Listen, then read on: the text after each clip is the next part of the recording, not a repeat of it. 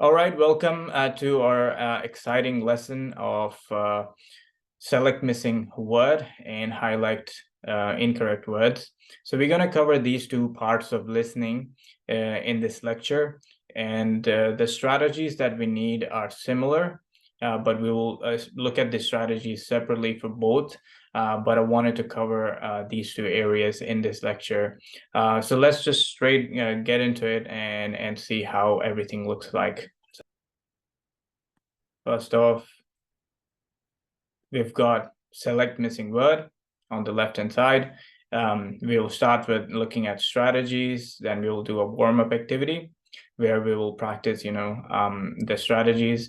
Then we will look at scoring and followed by the prediction skills. So how do we predict the answer, the missing word?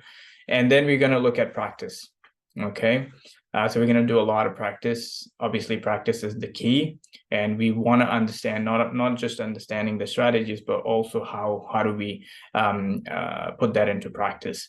Highlight incorrect summaries on the right hand side, so we'll touch on the strategies as well. Strategies are similar, but obviously, you would want to know specific strategies. So I'll share with you the specific strategies for highlight incorrect summary. Then we're going to talk about sentence stress and word discrimination skills. It's a separate skill that you would need for this particular part of the test. And then we will look at finding differences between written and spoken text. And obviously, we'll do a lot of practice there. So let's get it started with the first strategies for select missing word. So before listening, you would be able to read the instructions. So please read the instructions.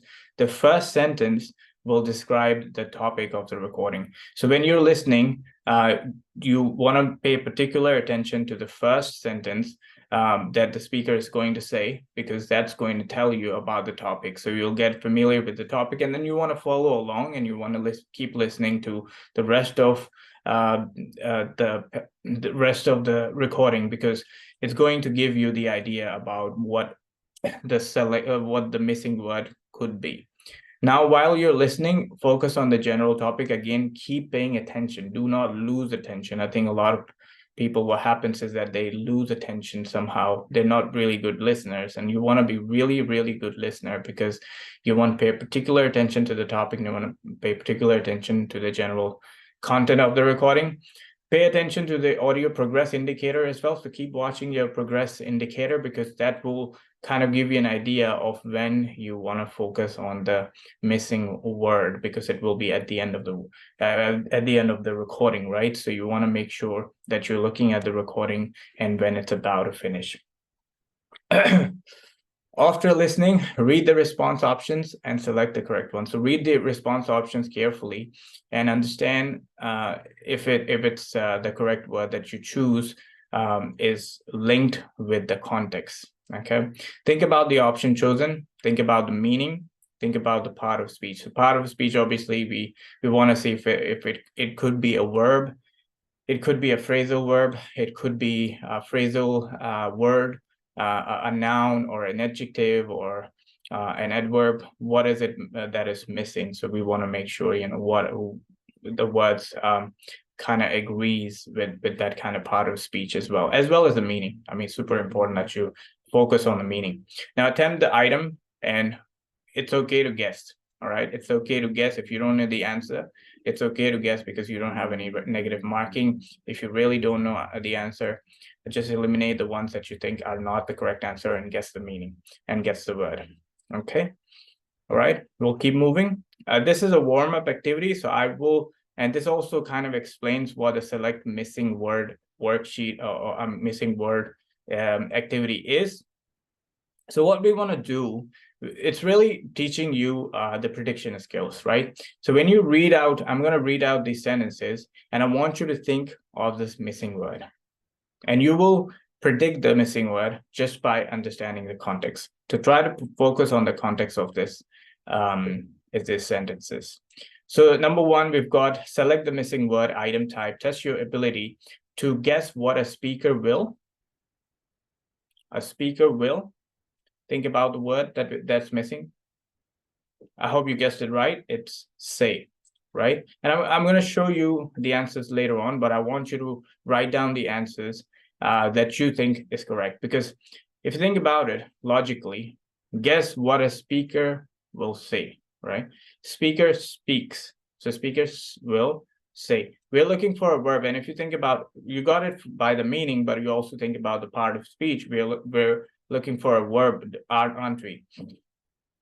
Because speaker will, we've got auxiliary, and auxiliary is followed by an infinitive. For will especially is followed by a verb, right? And what form of verb is it followed by? It's followed by a infinitive or base form of verb, which is say, not say, said, or some other form of the verb. Okay, it can't be past form, it can't be other forms. So that's something that you should pay attention, and you should get the word right, and by looking at those two things, meaning and the part of speech.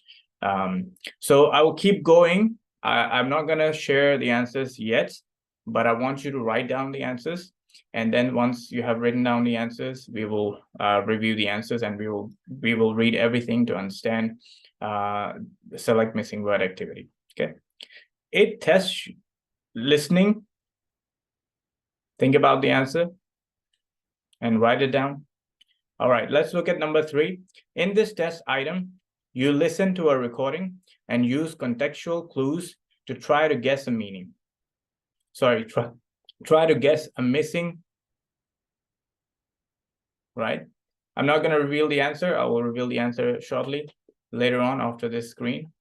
Just write down the answers for now. Recording in this item lasts for 20 to 70. Write down the answer. Number 5, your response is scored as either correct or. Okay, move on to 6. Before you begin listening to the recording, always carefully read the. Number 7, the test item is multiple. It's very hard for me to stop as well, because I mean, it's so easy to predict. But write down the answers and we're going to review shortly.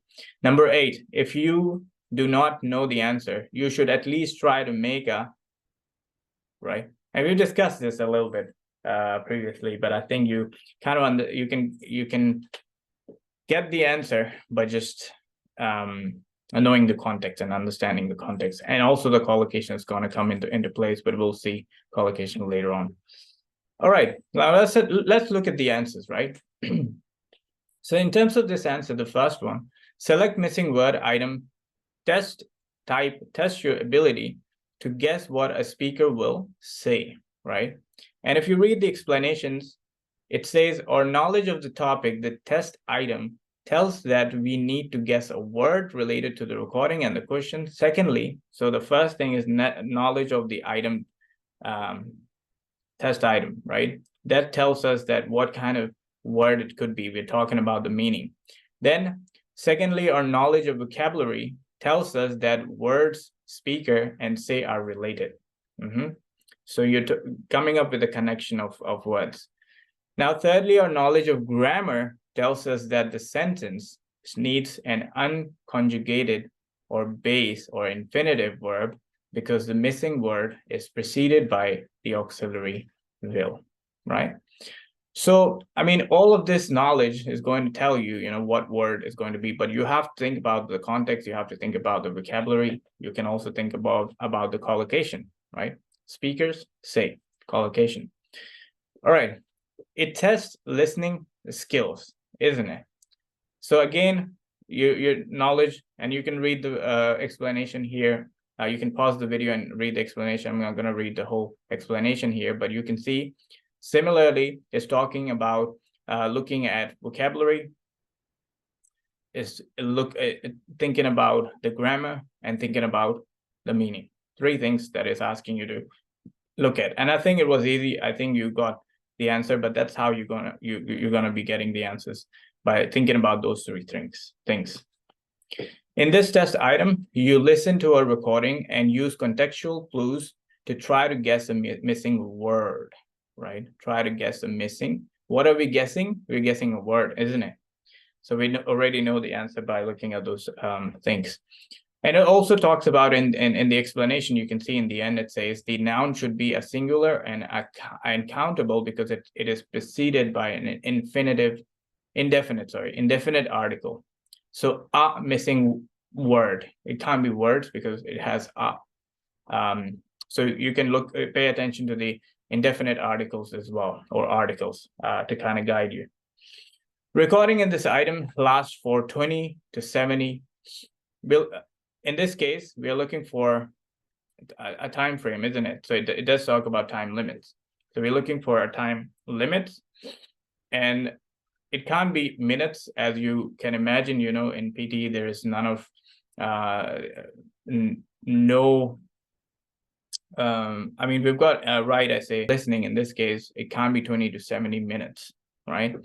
So it kind of you have to use logic here, where you could say it has to be seconds. It can't be hours. It can't be minutes. It has to be seconds. Okay, so use your logic, and again, use all of the other vocabulary knowledge as well as the grammar knowledge here. Okay. Number 5, your response is scored as either correct or incorrect. Again, collocation, right? Correct or incorrect. So it has to be an opposite that you're looking for. Number 6, before you begin listening to the recording, always carefully read the instructions. Read. What are you going to read before you listen to the recording? You're going to have to read instructions. Okay, and we talked about this, but our knowledge of the topic is going to tell us, we are looking for a word that is instruction. And you will be given options, obviously, for you to choose. But here it's pretty self-explanatory that what we are looking for here is instructions. This test item is multiple choice. Okay, so again, multiple, you're going to be given choices. So you already know our knowledge of topic kind of tells us that as well. Okay, and collocation as well. So multiple is very often collocated with choice, especially in the context of this topic. Lastly, if you do not know the answer, you should at least try to make a guess, right? And we talked about this in the tips and strategies section where we did say to you that, if you don't know the answer, make a guess. And make a guess is a phrasal verb as well. So you should know that this phrasal verb collocates properly, and yeah, it does talk about it in explanation here as well. Make can be collocated with guess to make a phrasal verb, meaning guess, right? And then the grammar kind of helps you as well. Article, indefinite article, make a. You have to come up with one, not guesses, but guess, because you've got indefinite articles. So think about articles, think about other things. All right, we're going to keep moving. Now we're going to look at highlight incorrect summaries, but in a similar fashion, I want you to think about what the word is missing, but I'm also indirectly introducing you the highlight incorrect words, but we will look at it in detail after we finished working through the select missing words. Okay, so number 1, the highlight incorrect words item type tests your ability to listen for and find the differences between a recording and a. Okay, write down the answer and we'll review it later. It tests both your listening and reading. Number 3, in this test item, you will read a transcription and listen to a recording. As you listen to the recording, you need to see if the transcription has any incorrect. Number 4, before you listen to the recording, you should skim the reading passage. Number 5, while you listen, move the cursor along the text as you hear the. Number 6, this will help you to find any. Number 7, only click on a word if you are sure it is different from a word in a recording. Do not make any. All right. So here we're giving you an advice that's different from select missing a word, but I hope you got the answers, and let's review the answers here. So we've got highlight incorrect words, and I'm introducing you as well, so pay attention. These are some of the tips that can help you in your test. understanding, highlight incorrect words. All right. So number one, highlight incorrect words. Item test type test your ability to listen for and find differences between recording and the transcription. So we've got recording, we're going to listen that, and we're going to be able, we will be reading along a transcription as well. Okay. So we've got two things, recording and transcription. It tests both your listening and reading skills, isn't it? In this, and should you get marks for reading as well? Yes, you do get marks for reading, listening and reading. Okay. In this test item, you will read a transcription and listen to a recording. As you listen to the recording, you need to see if the transcription has any incorrect words. Okay, so incorrect, what are we looking for? We're looking for incorrect words, aren't we? Before you listen to the recording, you should skim the reading passage quickly. You will have about 10 seconds to skim the reading passage quickly, just to get a general feel for it. And you can look at, I will share more skills, what are the things to watch out in these 10 seconds where you're reading, you're skimming the text quickly. Number 5, while you listen, move the cursor along the text as you hear the words. You're hearing the words, aren't we? This will help you to find any errors. You're looking for errors, right? And obviously you'll have options in your select missing words, so don't worry too much if you think that, you know, how I'm going to be able to get the answer right. But yeah, you'll have the options. Number 7, only click on a word if you are sure it is different from a word in the recording. If you're sure, do not make any guesses. So if you're saying, if I'm giving you advice that only click on a button that if you are sure it is different from a word, what am I saying to you? Do not do what? Do not make any guesses. Now you see guesses is in plural form, right? Because we don't have indefinite article here. Do we have? I didn't say do not make a. I didn't say a. I said any. So we're looking for a plural form because we don't have indefinite articles. So these are some of the things that you should pay attention to as well when you select your answers. Okay. All right. Now we're going to talk about briefly scoring, and you should understand, you know, what is it that PD is testing? What skill is it testing? It is judging your ability to predict what a speaker will say based on the contextual clues in the recording. So it's thinking of, if it's testing your ability that you can understand the meaning of the recording and you can guess or predict the missing word, right? So what is testing you is on you paying attention to the meaning of the context. Okay. It is either correct or incorrect. Okay. It affects listening score only. All right. Okay, let's just do the first activity here. We've got identifying listening prediction. Now, how do we predict something? Can you guess the missing? So we've got the blank here, or knowledge of topics. So number 1, our knowledge of topic is going to help us to predict. Our knowledge of vocabulary is going to predict, and we have already talked about this and seen it in a warm-up activity. But these are 2 things that will help us. And the third thing is knowledge of grammar. Knowledge of grammar is also going to help us. Sentence needs a noun because the verb guess. In this case, it needs a noun, isn't it? Missing word. Sentence needs a noun because the verb guess. So guess the what? Verb comes first and the noun comes after. Guess the missing word. Also, the word missing is an adjective, right? In this case, it's an adjective, and it needs a noun to follow it, right? So missing is describing the noun word, missing word. Okay, so you should know the structure, general structure of grammar to be able to help you to get the correct answer. 3 things again, recapping. First, knowledge of topic. Number 2, knowledge of vocabulary, collocations, and number 3, you need knowledge of grammar to help you decide what the correct answer is.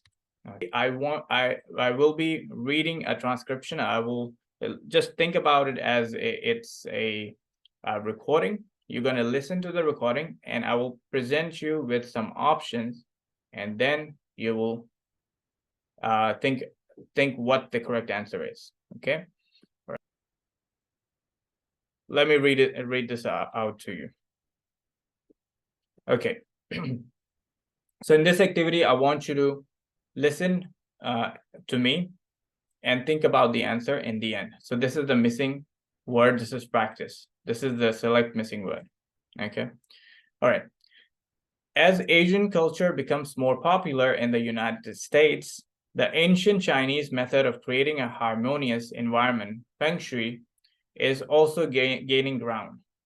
Feng Shui literally means wind and water.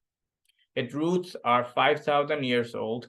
Feng Shui seeks to promote prosperity, good health, and general well-being by examining how energy, qi, flows through a particular room, house, building, or garden. Feng Shui considers yin, feminine and passive energy, and yang, which is masculine and hot.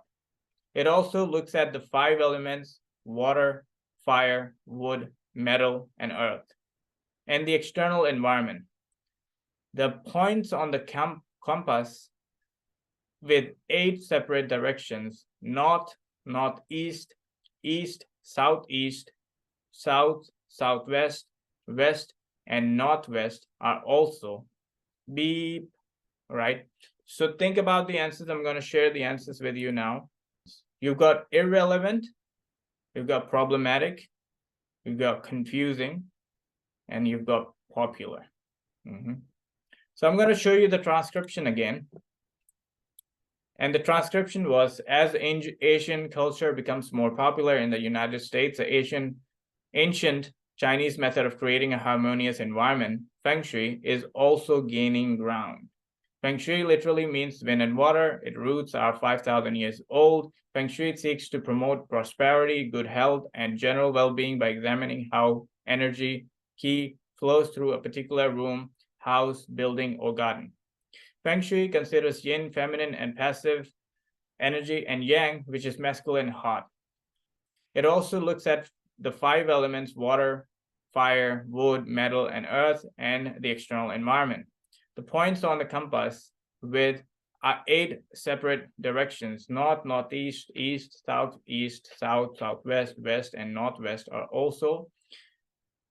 If you think about the options here, you've got irrelevant. It can't be irrelevant because these are, I mean, it's talking about description, isn't it? It's describing what Feng Shui is, what are the things that it looks at, right? So we look at the last one. It also looks at 5 elements. It's talking about elements. The points on the compass with 8 directions are, it can't be irrelevant because it's the direction. Sorry, it's the description of the text. Problematic, it doesn't really say anything about problematic as something being problematic. Confusing, it doesn't even talk about anything that can be confusing. It can be important or popular. Now here, it doesn't really say that it's popular. I mean, the theory that Asian culture is becoming more popular. If you look at the first sentence, as Asian culture becomes popular in the United States, it's talking about the Asian culture being popular. It's not talking about certain descriptions of the Asian culture being popular. So it has to be important. So the most accurate description here feels like it's going to be important. These points are also important. These things are also important. It's talking about description. It's talking about go back. It's talking about 5 elements. It's talking about yin. It's talking about yang. It's talking about 8.8 separate points. These are also important to consider when we talk about Asian culture. So that makes more sense here. So the correct answer is important. Okay. Now I'm going to stop sharing and I'm going to read one more transcription to you, and you listen and predict the answer. Okay. And then I'll share the transcription with you and we'll go through the answers again. Are you ready? Let's go. Most of the information we have about Atlantis comes from the ancient Greek philosopher Plato. He says that Atlantis lay west of the Pillars of Hercules rock formation at the Straits of Gibraltar in the Atlantic Ocean. On this huge island was a great and wonderful empire where brave, virtuous people lived in a kind of paradise. But this peaceful existence came to an end when the people of Atlantis began to love power more than they loved the gods. They waged war against the rest of the world, but were ultimately defeated by the wise and moral Athenians. Then, some 9,000 years before Plato's own time, or around 9,500 years before the Common Era, earthquakes sunk Atlantis into the sea. There is no proof that Atlantis ever existed.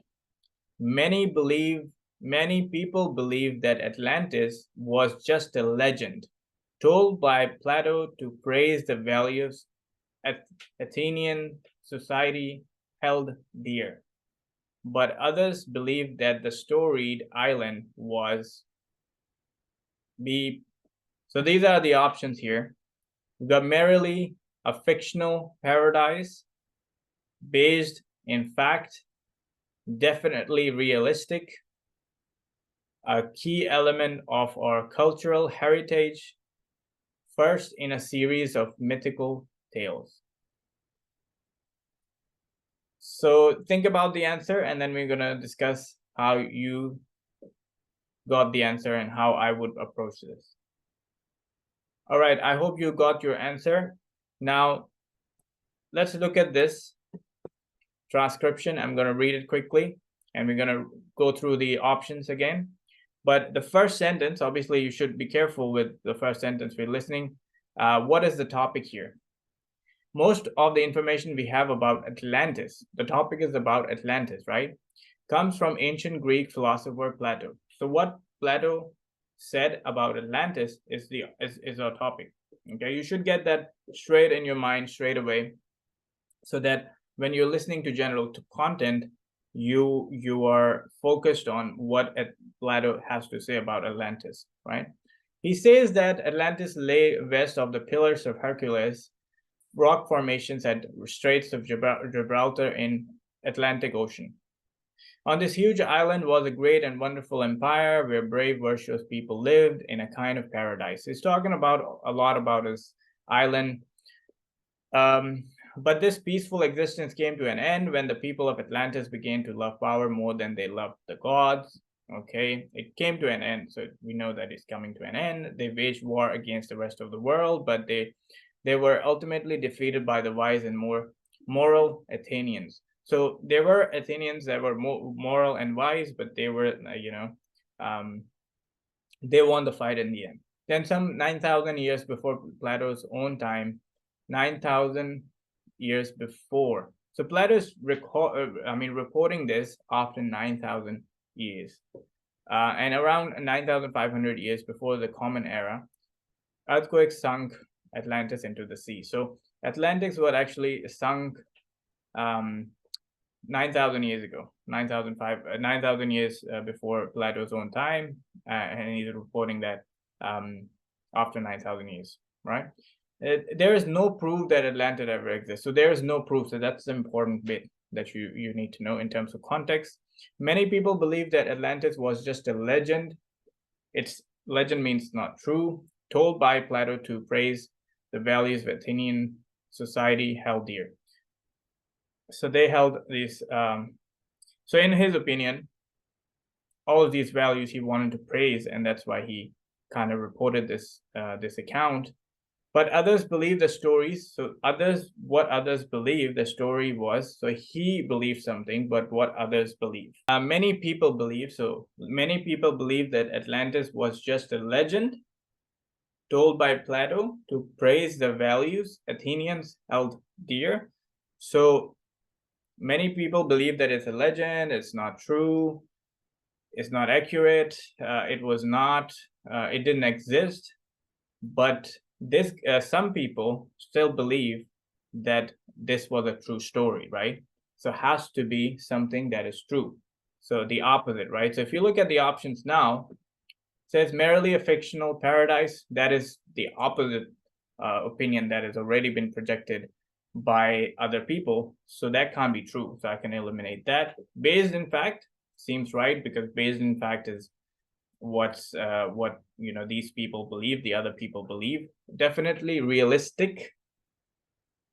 Definitely real will make sense in terms of the grammar, but definitely realistic, you need another verb because you're talking about adjective. Realistic is an adjective, so you need a noun after that. So in terms of grammar, that doesn't make sense. Definitely realistic idea, you need another word after that. So I think I can eliminate that based on the grammar knowledge, but that in terms of contextual, that looks fine as well. So that's why I was telling you, these three things you need to be careful with. You need to think about, yeah, sometimes the option could be correct in terms of context, but you have to think about the grammar. Okay. A key element of our cultural heritage. Key element of cultural heritage, it's not really talking about, it's giving you two opinions, right? So it has to be one opinion, which is, it's not real. This is real. So it doesn't really, in terms of that sense, it doesn't really fit in. So I'm going to eliminate that. First, in series of mythical tales, again, it's talking about the other side. So I'm going to eliminate that very easily. So my correct option, or my chosen option, would be based in fact. Okay, so this is how I will think about the options, and paying attention to the context is super important, because if you're not, and especially in the end of the sentence when it's about to finish and you were paying attention all along, you would know what the answer will be. But you have to then think about your knowledge of grammar as well to get the correct answer in this case. Okay, so I'm going to share my screen again. Stop sharing. And I'm going to play one more. Let's do one more practice of select missing word. And then I want you to listen very carefully, highlight the topic, listen along till the end, and I will present some options with you. So let's do it. This is number 3. All right. Initially, when Louis turned to writing children's books, his publisher and some of his friends tried to dissuade him. They thought it would hurt his reputation as a writer of serious works. Tolkien, in particular, criticized Lewis's first Narnia book, The Lion, the Witch, and the Wardrobe. He thought that there were too many elements that clashed: a Father Christmas and an evil witch, talking animals and children. Thankfully, Lewis didn't listen to any of them. Following the publication of The Lion, the Witch, and the Wardrobe in 1950, Lewis quickly wrote 6 more Narnia books, publishing the final one, The Last Battle, in 1956. Although they were not all well received at first by critics and reviewers, the books gained in popularity through word of mouth. The Narnia books have since sold more than 100 million copies and are among the beep. Okay, so I'm going to share my screen now, and I'm going to show you the options that you have. So option number 1, only books never to be read by Tolkien, largest books ever published in the English language, books without a major natural publicity market. Option number 4, libraries of North America, Australia, and England. Option number 5, most beloved books of classic English or children's literature. Okay. So I'm going to show you the transcript, and I'm going to show you how I'm going to think about it. This is context is super important here. So if you understand the context, the answer is very straightforward.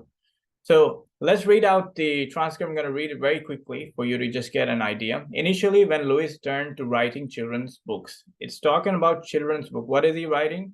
He's writing children's book. That sums up the answer, isn't it? Because he's a children's book writer, right? His publisher and some of his friends tried to dissuade him, try to stop him, thought it would hurt his reputation as a writer of serious works. They were like, you know what? You're writing the children's books. You should be writing. I mean, as a writer, it's going to hurt your work. Tolkien is one of his critique. He in particular criticized Lewis' first Narnia book. Narnia book is a children's book as well, and you should, in terms of vocabulary, you could know. But in the start, it tells you children's book. So if you had to guess what Narnia means, you would know that in the start it did say that it's children's books. So that's very important. In the first sentence it gives away the topic, so it's super important. You've got Lion, the Witch, and the Wardrobe. So Tolkien is some guy who criticized his work. He thought that there were too many elements that clashed: a father's Christmas and an evil witch, talking animals and children. Thankfully, Lewis didn't listen to any of them. So he didn't really listen to the critics. Following the publication of The Lion, the Witch, and the Wardrobe in 1950, Lewis quickly wrote 6 more Narnia books, publishing the final one. So he kept writing more books, right? The last one, The Last Battle, in 1956. Although they were not well received at first by critics and reviewers, the books gained popularity through word of mouth. So it's going really good for him, right? The Narnia books have since sold more than 100 million copies and are among the, and if you look at these options, are among the only books never be read by Tolkien. It can't be true because he's his critic, so he's gonna read his books. So that's eliminate easy work for us to eliminate that. Largest books ever published in the English language. It doesn't really say anything if it's the English language or Arabic, or any other language. So it doesn't talk about English language here, so we're going to eliminate that.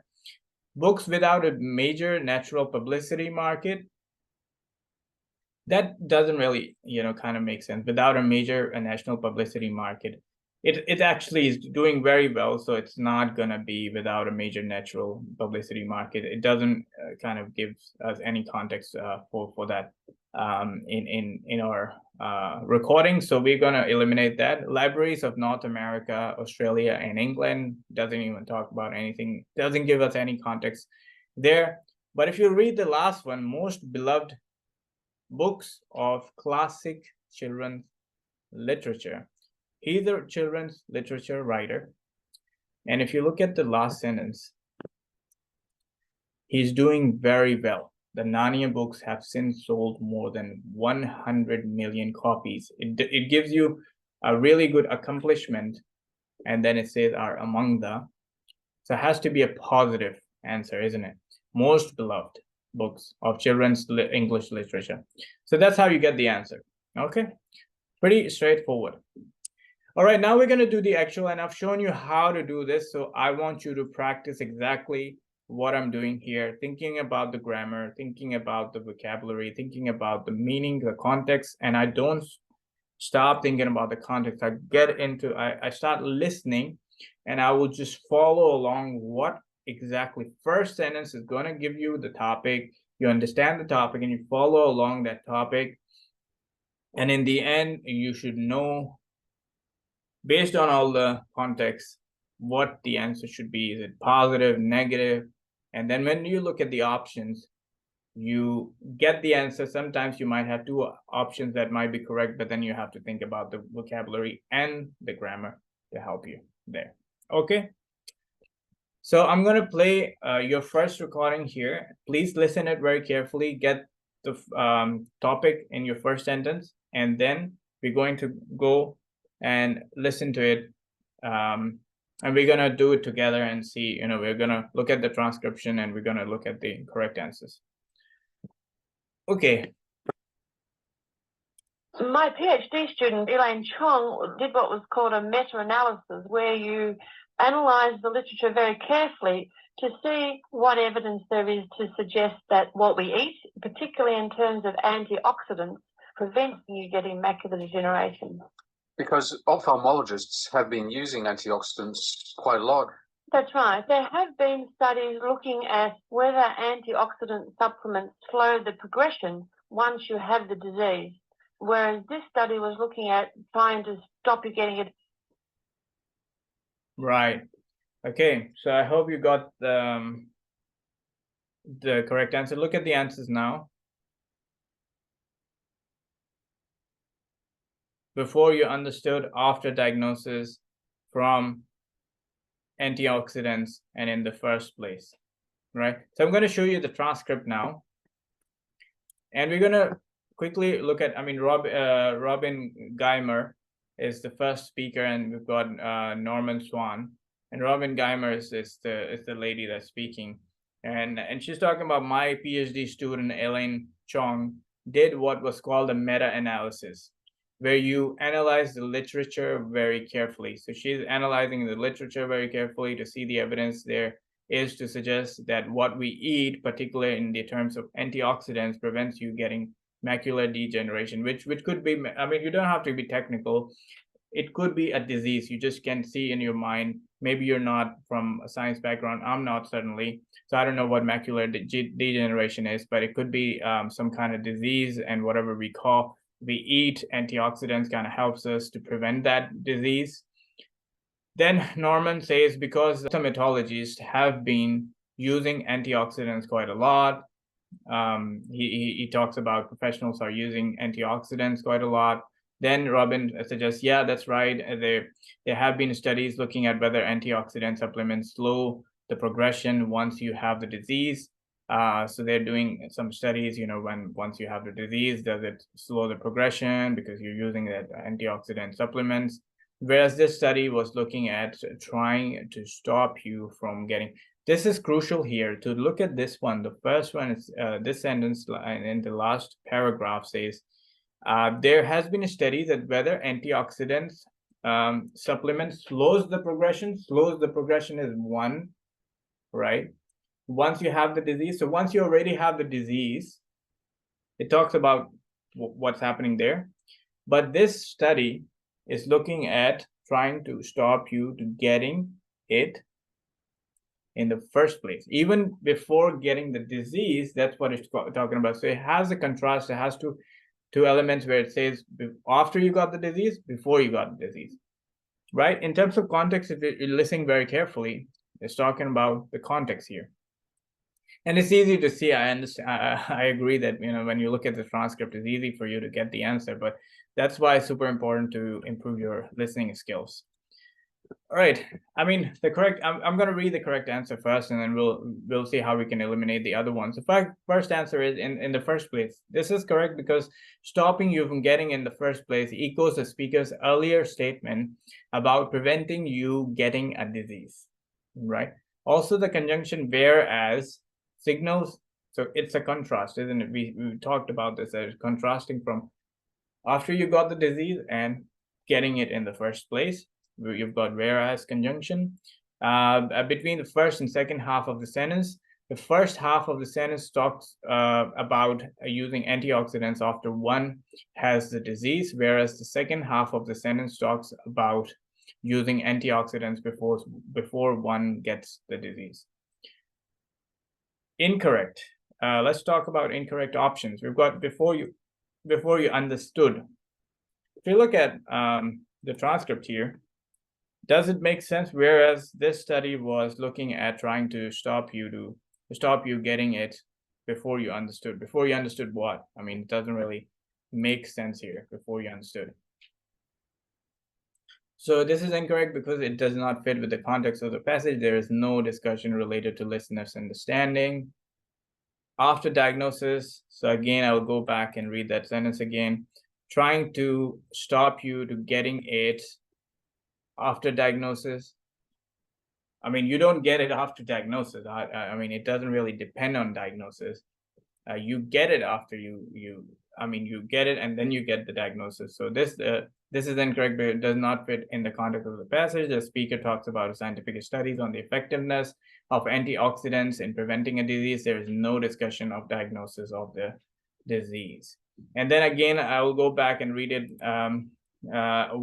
This study, whereas this study was looking at trying to stop you getting it from antioxidants, you're not really getting it. It's the opposite, right? You actually, antioxidants is preventing you against this disease. It's not, you're not gonna get it from antioxidants, right? So this is incorrect because it does not fit in the context of the passage. The speaker indicates that studies have been conducted on the effectiveness of antioxidants in preventing and slowing the progression of the disease. There is no discussion of the cause of the disease. And even if you think about it, if it was a cause of the disease, it's actually a prevention from the disease, not the cause of the disease. So you can eliminate that. All right, let's look at the next activity. Listen very carefully. First sentence kind of give you an idea of what the topic is, follow along, and in the end, see if there is a contrast opportunity as well for you to look at the options. Look at the options very carefully. You've got, I mean, you get about 7 seconds before you look at and read the first instruction, first sentence on the top. You will hear a recording about meiosis. Now, you might not know what meiosis is. Again, it's a technical term. It could be medical term, so you don't have to worry too much about it because that's what you're going to listen in this recording. There will be explanation about it. Now, in the end, you've got 3 options. You've got genetics, you've got diversity, you've got species. In this 7 seconds, that's all you can do. Get ready and listen carefully. Okay, I'm going to read. I don't have the audio for the next one, but I'm going to read out to you. And you're going to listen carefully and then you'll answer. So what? What meiosis does for every species is generate a lot of diverse individuals. Individuals with different capabilities in the hope that by having a population with very diverse individuals, that at least some of them will be competent to survive. And it's wildly successful. Almost every species on this planet has has a way to create genetically diverse gametes, and they use meiosis to do that. Okay, so meiosis is extremely important in the evolution of life and the survival of the bee. Okay. So very technical one, and I'm going to share options with you now. So the options, again, you've got genetics, diversity, and species. So if you look at the transcript, you're going to look at the transcripts first. I'm going to read it out to you. So what meiosis does for every species is generate a lot of diverse individuals with different capabilities in the hope that by having a population with very diverse individuals that are at least, so in the start, it gives you away what meiosis is. It does for every species, it generate a lot of diverse individuals. For every species, it generates a lot of diverse individuals with different capabilities in the hope that by having a population with very diverse individuals, that at least some of them will be competent to survive. And it's widely successful. Almost every species on this planet has has a way to create genetically diverse gametes, and they use meiosis to do that. So they use meiosis to make genetically diversified individuals. Okay, so meiosis is extremely important in the evolution of life and the survival of so the correct answer is species here. But if you think about it, survival of genetics, it's not really, I mean, survival, we really have to think about collocation here. That will be incorrect. And survival of diversity is also, diversity doesn't need to survive. Genetics doesn't need to survive. Species needs survival. So we always talk about survival of these species, survival of that species. We have different species in the world, obviously, and we talked about their survival. So if even by knowledge of collocation and vocabulary, you can tell that, the most appropriate response here would be survival of genetics. Sorry, survival of species. It can't be survival of genetics or diversity. All right. We'll keep moving on. Now we're going to talk about highlight incorrect words. So we're done with select missing words.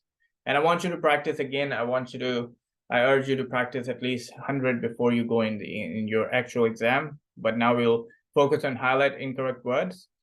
Before listening, quickly skim the transcription because it's going to help you to look at the words that are there. That topic is going to give you a little bit of feel of the topic very quickly. You don't have to read it slowly. All right.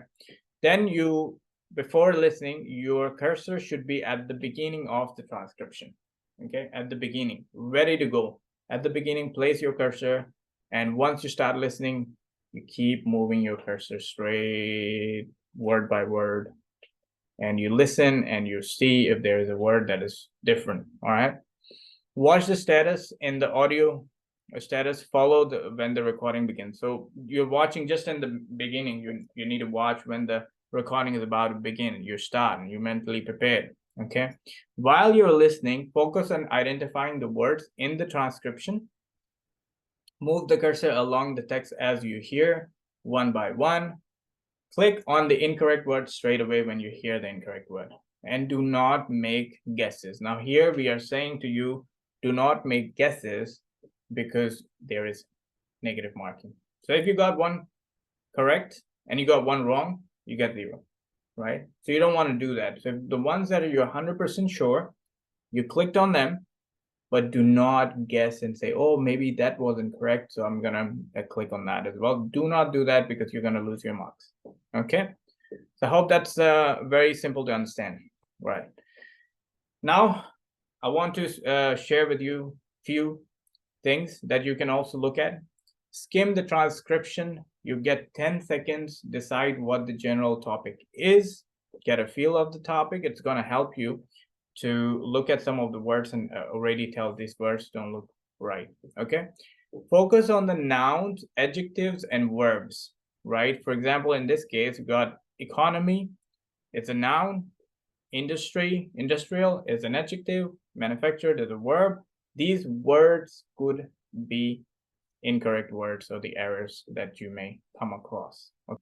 So you can see the economy, the text compares present and past approaches to economic activity. That's kind of your topic, isn't it? All right, now we're going to talk about using sentence stress and word discrimination skills. Pay special attention to stressed words and make sure that they are same as those in the accompanying transcript. So sometimes, the words that have errors and sometimes the words that are different from the transcription and the recording are the ones that are stressed. I'm not saying always, but pay particular attention to the ones that are stressed. And when they're stressed, you got to be like, okay, well, is it exactly the same or not? Okay. Also, prefixes and suffixes may be stressed, unhealthy, non-taxable, right? So these are some of the things that you need to kind of see as well. Maybe instead of non-taxable, it could be taxable. Unhealthy could be just unhealthy. So unhealthy, pay particular attention. That is unhealthy, not healthy. There is taxable, not taxable, or non-tax. Okay, so these are some of the things you can look for. Okay, so what I'm going to do is I'm going to read this script out and use the script as a recording and look at the transcript and follow along. Place your cursor at the start and just write down the words that you think are wrong, or just note in your mind, because you can't press it here, but note in your mind what are the words that are wrong here. Okay, so let's start. As Asian culture becomes more popular in United States, the ancient Chinese method of creating a harmonious environment, Feng Shui, is also gaining ground. Feng Shui literally means wind and water. Its roots are 5,000 years old. Feng Shui seeks to promote prosperity, good health, and general well-being by examining how energy flows through a particular room, house, building, or garden. Feng Shui considers yin, feminine and passive energy, and yang, which is masculine and hot. It also look at the 5 elements: water, fire, wood, metal, and earth, and the external environment. The points on the compass with 8 separate directions: north, northeast, southeast, south, southwest, west, and northwest are also important. All right, let's look at the answers. So obviously, instead of Europe, we had United States. Popularity, it was ground. Its origins, it was roots. And instead of internal, it had external, right? So that's how you would listen to it. Now let's do it. Let's do next one. I'm gonna read out, and I'm gonna replace some words. Most of the information we have about Atlantis comes from the ancient Greek philosopher Plato. He says that Atlantis lay west of the Pillars of Hercules, rock formations at the Straits of Gibraltar in the Atlantic Ocean. On this small island was a great and wonderful empire where brave, virtuous people lived in a kind of paradise. But this peaceful existence came to an end where the people of Atlantis began to love power more than they loved gods. They waged war against the rest of the world, but were ultimately defeated by the wise and moral Athenians. Then, some 9,000 years before Plato's own time, around 9,500 years before the Common Era, earthquakes sank Atlantis into the sea. There is no proof that Atlantis ever existed. Many people believe that Atlantis was just a legend told by Plato to praise the values Athenian society held dear. But others believe that the storied island was based in fact. Okay, so let's look at the answers. Obviously, that should be easy for you if you were following along very carefully.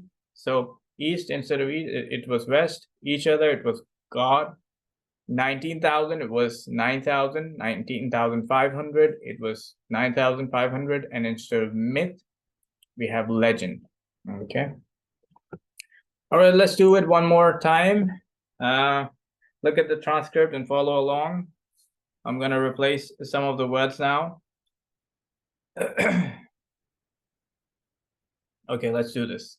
Initially, when Lewis turned to writing children's books, his publisher and some of his friends tried to dissuade him. They thought it would hurt his reputation as a writer of serious works. Tolkien in particular criticized Lewis's first Narnia book, The Lion, the Witch, and the Wardrobe. He thought that there were too many elements that clashed: a Father Christmas and an evil witch, talking animals, and children. Thankfully, Lewis didn't listen to any of them. Following the publication of The Lion, the Witch, and the Wardrobe in 1950, Lewis quickly wrote more Narnia books, publishing the final one, The Last Battle, in 1956.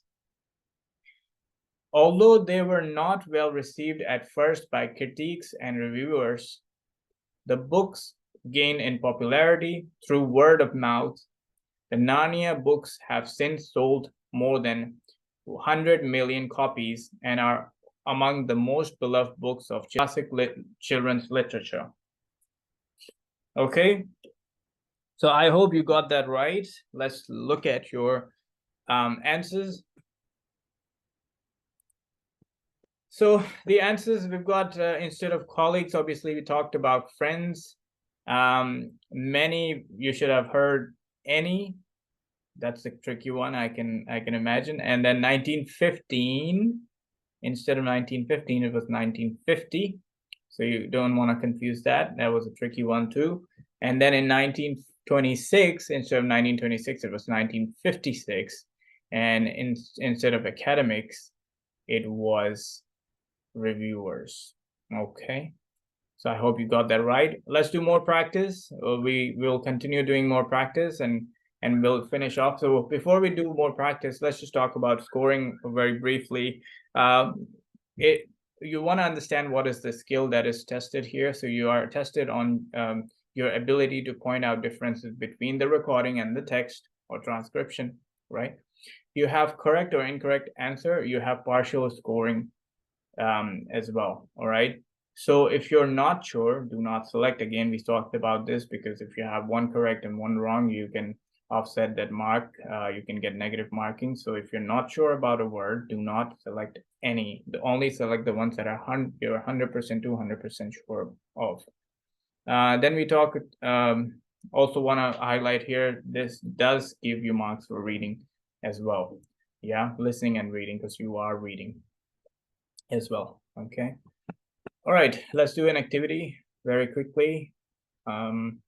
We'll do 2 more and then we'll finish off this class, but let's get excited. We are almost there. So far in our discussion of chemical reactions, we have assumed that these reactions only go in one direction, the forward direction, from left to right as we read it in the equation.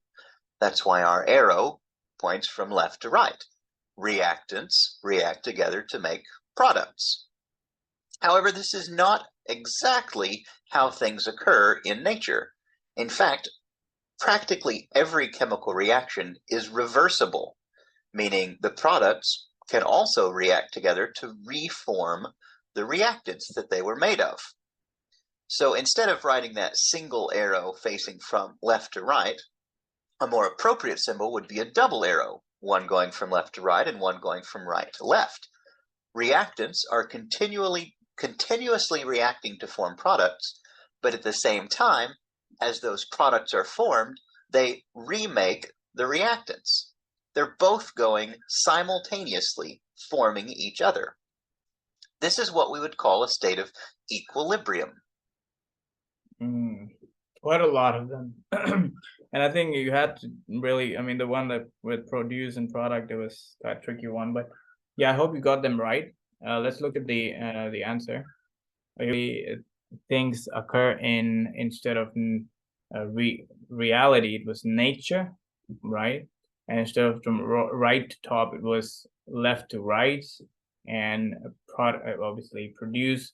To form produce, and it doesn't even make a grammatical sense here, but you know, I mean, we wouldn't have much time to really think about grammar here, but we just want to listen carefully. Products, form products, and then equality, state of equality, state of equilibrium is the correct answer here. And then you find the differences. Okay, so this is activity number 2. All right. I think the importance of creativity today really reflects a fundamental shift in the nature of the economy. You know, in the old days, wealth was created because in the industrial era, you manufactured something. You got economies of scale, you had long production runs, you were really efficient. You know, you could get a Model T any color just so long as it was black, right? So there was standardization, and there was a whole set of assumptions about how to manage, how to create an organization, you know, a typical kind of hierarchical organization to make sure that things ran smoothly. Well, that may be great for relatively stable era of history, relatively stable, but now things are fundamentally unstable. And so we need less economies of scale and more economies of discovery, which means that the management approach, the organizational approach has got to shift as well. All right, so I hope you got the answers. Now we're going to review. You can see the answers. The first one is rift. Instead of rift, it was shift. Instead of everything, it was something. Instead of effective, you had efficient. Instead of centralization, you had standardization. Presumption, was assumptions and fundamentally or functionally. Fundamentally is the correct answer here, and recovery, instead of recovery we had discovery. Okay, I'll talk about a few things here. So we talked about select missing word today. Let me give you the tips. Let's recap some of the things that are very important there. Number one, pay particular attention to the first sentence of your recording. It tells you, it gives you an idea about what the topic is, and then also read the instruction. You've got about 7 seconds to read the first line of the instruction. It will give you the topic. It will tell you what the topic you're going to be listening about, and then read the options very quickly as well before you listen to that recording. And once you start listening to recording, all the way pay attention, and in the end watch the taskbar or recording bar, where you will know that the recording is about to finish, and you pay really good attention as to the last sentence. And once you've done all of that, use that knowledge of context and think about what the options are. Choose the correct option, thinking about the vocabulary, also thinking about the grammar. Okay, then for highlight incorrect summary, very important that you quickly read. You've got about 10 seconds. Quickly glance and skim the text to understand, to get a general idea of what the topic is and what the important words are. And then once the recording starts, place your cursor in the start and follow along very, very carefully. Hit the sentence that you hear are incorrect, got the errors, and you've got 100% surety, you're 100% sure about that sentence or word to be incorrect, only then select. Do not make any guesses. Okay, so there will be some instances, sometimes the speaker is going to speak very, very quickly, and if you didn't get the correct answer, do not guess, because you're going to lose marks, because there is negative marking. We have covered quite a lot of things. So I'll see you in the next lecture, and happy studying, and I'll see you in the next one.